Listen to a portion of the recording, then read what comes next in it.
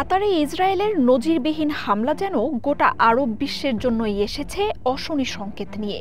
নেতানিয়াহুর আগ্রাসন আর দুঃসাহস যে কতদূর পর্যন্ত ছড়িয়েছে সেই নিয়ে নিন্দা, শঙ্কা আর ক্ষোভের ঝড় বইছে বিশ্বে। Başvuru yolları ardına kadar কাতার জানিয়েছে ইসরায়েলের বিরুদ্ধে সব ধরনের আইনি ও কূটনৈতিক পদক্ষেপ নেবে তারা। ইসরায়েলের এই হামলা শুধু কাতারের সার্বভৌমত্বেই হুমকি নয়, বরং আন্তর্জাতিক আইন ও মানবাধিকারের উপরও হামলা।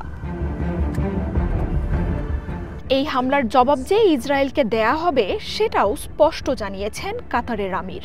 দেশটি বলছে, অংশীদার ও মিত্রদের প্রতি নেতানিয়াহুর যে কোনো শ্রদ্ধা নেই সেটা প্রমাণ করে দিয়েছে ইসরায়েল। এই ব্যাপারে যে আমেরিকার কাছেও জবাবদিহি চাওয়া হবে সেটাও জানিয়েছে দেশটি।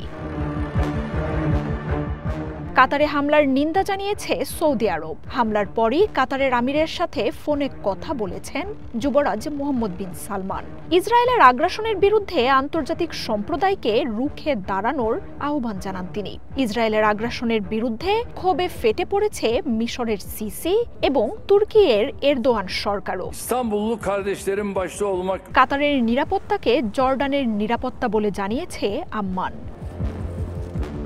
কাতারে ইসরায়েলের হামলায় দেশটির সরকার ও জনগণের প্রতি সংহতি জানিয়েছেন বিএনপির ভারপ্রাপ্ত চেয়ারম্যান তারেক রহমান।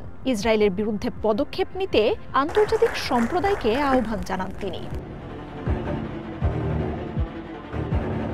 পশ্চিমা দেশগুলোও শামিল হয়েছে ইসরায়েলের নিন্দায়। কাতারের সার্বভৌমত্ব লঙ্ঘন করা এই হামলা যে মধ্যপ্রাচ্যে আঞ্চলিক সংঘাতের ঝুঁকি আরও বাড়িয়ে তুলেছে সেই হুঁশিয়ারিও দিয়েছে অস্ট্রেলিয়া।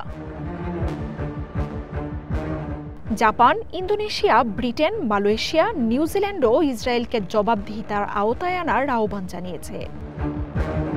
মার্জিয়া উপমা, ওয়ান ইন্টারন্যাশনাল ডেস্ক।